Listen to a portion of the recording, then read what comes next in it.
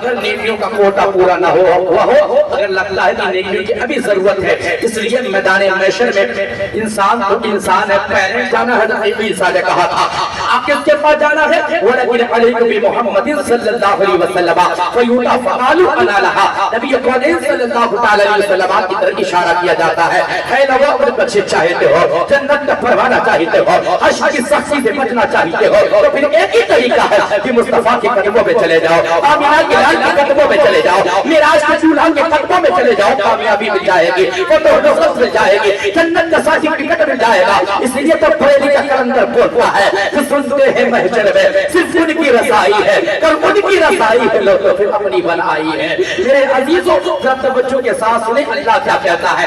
اللہ تم سے مخاطب ہوتا ہے، اللہ رب کائنات نے پورے قرآن کو اتارا ہے، پورے قرآن میں 30 پارہ، 30 پارے میں 6666 آیتیں ہیں۔ ان 6666 آیتوں میں سب سے پہلے اگر کوئی آیت نازل فرمائی، سب سے پہلی کوئی آیت دنیا کے اندر اپنے محبوب پر نازل فرمائی، وہ آیت ہے اقرأ باسم ربک الذی خلق، یعنی پڑھو اپنے رب کے نام سے جس نے تمہیں پیدا کیا ہے۔ اللہ سبحانہ و تعالیٰ نے ایجوکیشن کے تعلق سے، تعلیم کے تعلق سے، علم کے تعلق سے اللہ نے سب سے پہلے فرمایا ہے۔ ایک مائنڈ میں کوشن شٹ اپ ہوتا ہے، یہ علماء بھی سوال کرتے ہوں گے یار یہ بات سمجھ میں نہیں آتی، اللہ رب کائنات نے تعلیم کے تعلق سے سب سے پہلے کیوں کہا، علم کے تعلق سے، ایجوکیشن کے تعلق سے ہم نے کیوں کہا؟ ایک سوال پیدا ہوتا ہے دماغ میں، آخر رب کائنات کی تعلیم کے تعلق سے کیوں کہا؟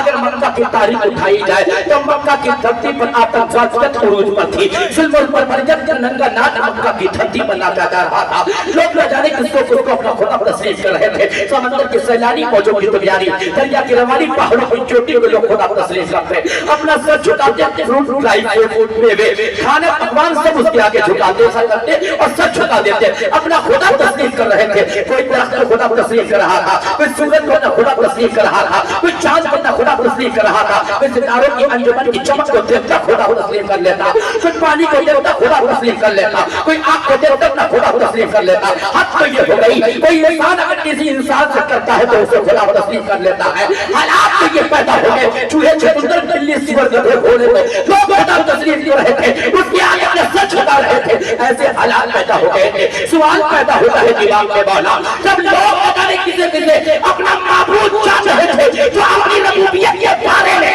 اپنے خدائی کے تعلق سے، اپنے رب ہونے کے تعلق سے گویا ایسے کہہ جائے گا قل هو الله احد الله الصمد لم یلد ولم یولد ولم یکن له کفوا احد۔ لیکن مولا تو نے یہ بھی نہیں کہا، اپنے خدائی کے بارے میں نہیں بتایا مولا، تو اپنے محبوب کی محبوبیت کے بارے میں بتا دیتا، رسول کی رسالت کے بارے میں بتا دیتا، نبی کی نبوت کے بارے میں بتا دیتا مولا، تو نے وہ بھی نہیں بتایا۔ اچھا یہ نہیں بتایا تو ولی کی ولایت کے بارے میں بتا دیتا، اس کی کرامت کے بارے میں بتا دیتا، اس کی تقوی و زہد و اتقا کے بارے میں بتا دیتا۔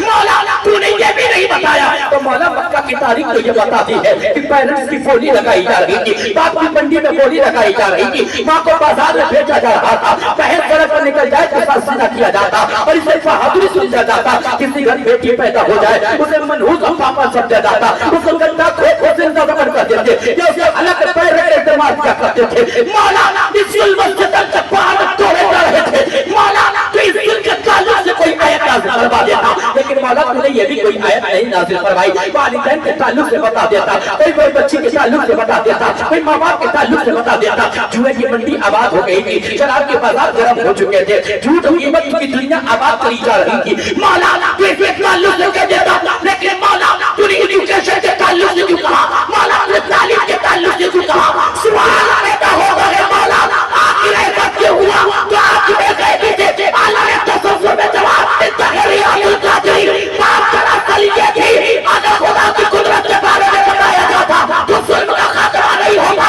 اگر خدا کی قدرت کے بارے میں بتاتا تو بیٹی زندہ دولت بند نہیں ہوگی، رسول کی رسالت کے بارے میں بتایا جاتا تو جوا شراب بند نہیں ہوگی۔ اس لیے میں نے علم کے تعلق سے پتا چلا علم حاصل کر لے، خدا کی قدرت کو جان جائے گا، نبی کی نبوت کے بارے میں جان جائے گا، رسول کی رسالت کو جان جائے گا، نبی کی ولایت کو جان جائے گا، ارے بندے تو قرآن کو پڑھے بات کی عظمت جان جائے۔ واہ واہ، نعرے تکبیر، نعرے رسالت، اصل کی اعلیٰ حضرت فیضان اعلیٰ حضرت فیضان غازی کمال، نعرہ تکبیر نعرہ رسالت۔ ماشاءاللہ بہت اچھا آپ نے کر دیا. مجھے امید ہے کہ ابھی کنٹینیو 12 دن مجھے بولنا ہے، کنٹینیو 12 دن بولنا ہے، تو مجھے امید ہے کہ میں بول لوں گا انشاءاللہ تعالیٰ.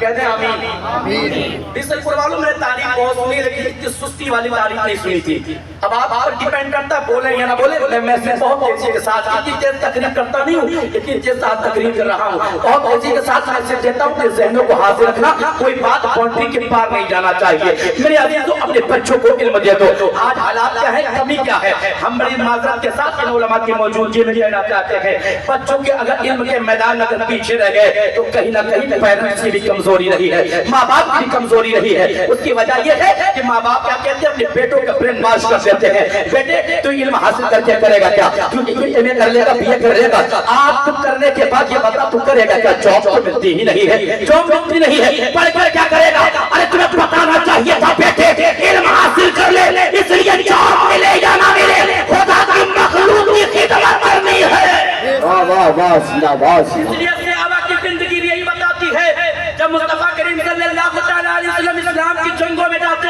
کفار و مشرکین گرفتار ہو کے جب آتے ان سے کہا جاتا فدیہ دے دو آزادی پا جاؤ. جب آپ کہتے ہیں صاحب میرے پاس فدیہ نہیں ہے، تب معراج کا دولہا فرماتا ہمارا تمہارا نبی فرماتا ہے اے لوگوں اگر تمہارے پاس فدیہ نہیں ہے تو تم جو علم رکھتے ہو، جو تعلیم رکھتے ہو، جو ہنر رکھتے ہو میرے ساتھیوں کو دے دو. مطلب کیا ہے؟ اب ذہن میں سوال پیدا ہوتا ہے کیا وہ قرآن کا علم رکھتے ہوں گے، کیا وہ تفسیر کا علم رکھتے ہوں گے، کیا وہ حدیث کا علم رکھتے ہوں گے، کیا وہ اصول حدیث جانتے ہوں گے، کیا وہ منطق کے بارے میں جانتے ہوں گے، کیا وہ دیگر سبجیکٹ کے بارے میں جانتے ہوں گے، کیا وہ علم کلام جانتے ہوں گے؟ نہیں نہیں نہیں، وہ قرآن نہیں جانتے، علم حدیث نہیں جانتے، وہ تفسیر نہیں جانتے، وہ اصول حدیث نہیں جانتے، وہ فقہ نہیں جانتے. پھر کیا جانتے؟ وہ اپنے مذہب کے اکادمی اپنا علم رکھتے تھے، اپنے مذہب کے مطابق ہنر رکھتے تھے. تو نبی کونین صلی اللہ علیہ وسلم کی نکاح نبوت سے کہی تھی آنے والے زمانے میں جہاں دین کا علم ضروری ہے جہاں دنیا کا بھی علم ضروری ہو جائے گا. واہ واہ واہ زندہ باد زندہ باد. پڑھاؤ اپنے بچوں کو، اپنے بچوں کا برین واش نہ کرو کہ جاب نہیں ملتی ہے. جاب کے لیے نہ پڑھاؤ بلکہ خدا کی مخلوق کی خدمت کرنے کے لیے پڑھاؤ. حالات بدل گئے، بالکل چینجنگ. 10 سال پہلے کا اگر میں سروے آپ کے سامنے پیش کروں، 10 سال پہلے سروے کیا گیا تھا کہ علم کے میدان میں ایجوکیشن میں کون سی قوم کتنے پرسنٹ آگے ہے.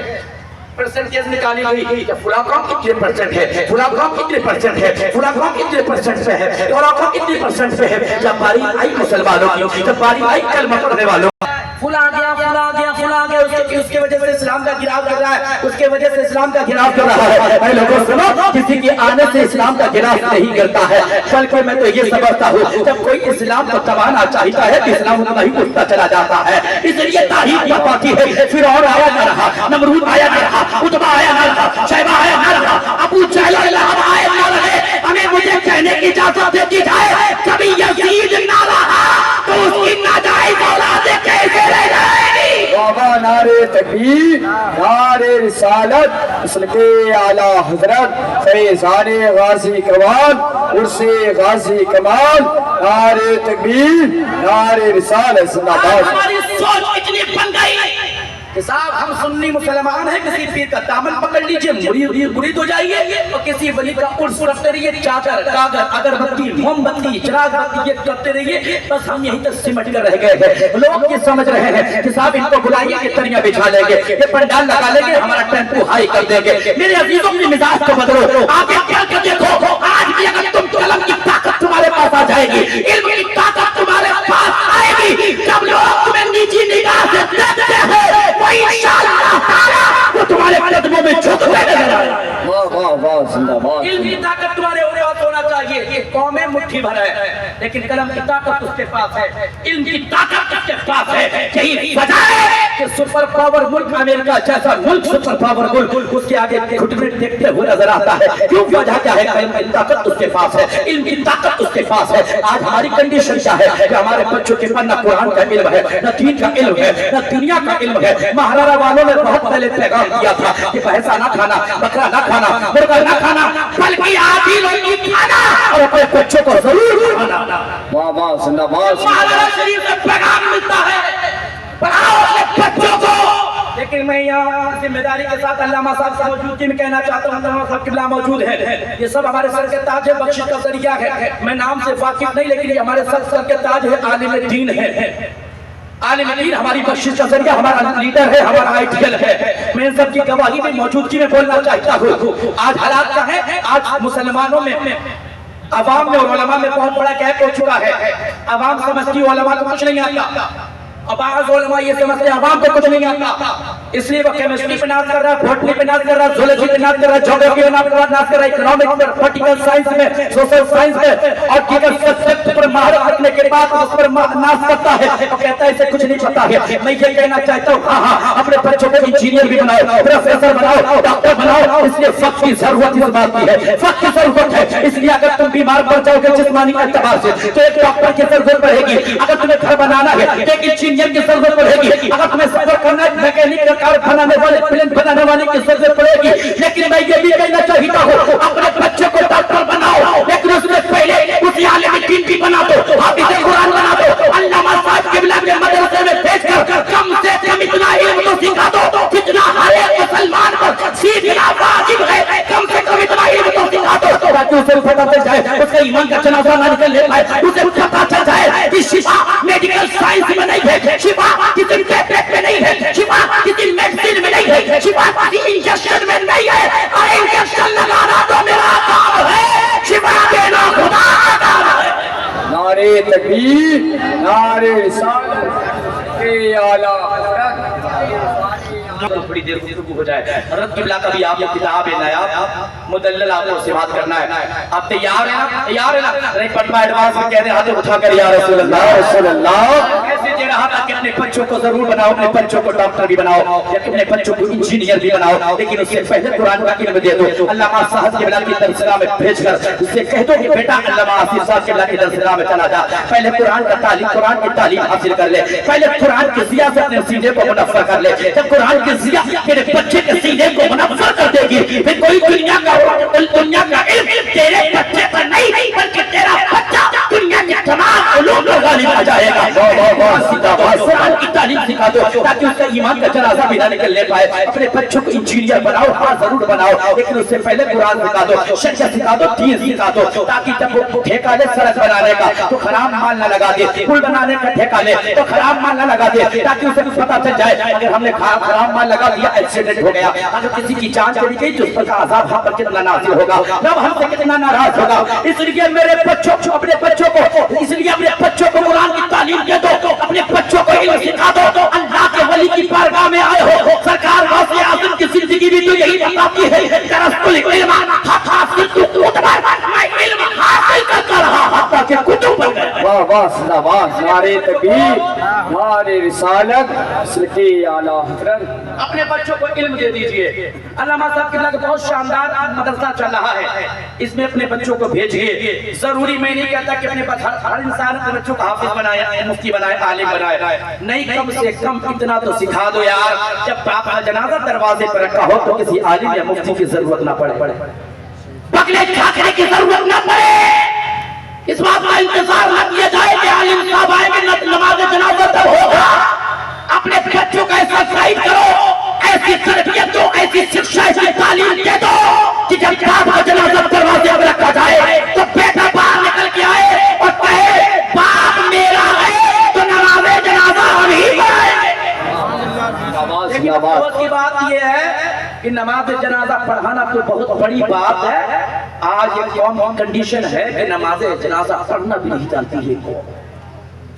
اس لیول، اس پوزیشن پر ہم ابھی اگر غور نہیں کیا، ہوش کے ناخن نہیں لیے. ابھی مسلم قبل ایک مقرر صاحب نے بتایا بھی تھا آپ کو، اگر ابھی ہوش کے ناخن نہیں لیے تو تباہی ہمارا مقدر ہوگی. لوگ تو غیر مٹانا چاہتے ہیں، لوگ ہمیں نیچی نگاہ سے دیکھتے ہیں. ہم اس کو سمجھتے ہیں کہ صاحب یہ تری بچھانے والی قوم ہے، تریاں بچھاتی رہے گی. بتا دو اپنے بچوں کو علم دے کر، پڑھا کر اپنے بچوں کو اچھے علم دے کر بتا دو کہ ہم دنیا میں اندر تری بچھانے کے لیے نہیں آئے ہیں بلکہ دنیا کی امامت کے لیے آئے ہیں. اللہ کے کائنات ہم کو صحیح معنی میں شریعت مطہرہ کے مطابق زندگی گزارنے کی توفیق عطا فرمائے اور میرے بولنے میں اگر شرعی اعتبار سے کوئی لفظ کوئی کوتاہی کوئی غلطی ہوئی مولا اس کو معاف فرما آئندہ اصلاح کی توفیق عطا فرما کبھی پھر ملاقات ہوگی پھر تقریر ہوگی آج تقرار آپ سے کرنی اللہ رب کائنات ہم سب کو سلامت رکھے دین کا کام کرنے کی توفیق رفیق عطا فرمائے واخر دعوانا الحمدللہ رب العالمین السلام علیکم ورحمۃ اللہ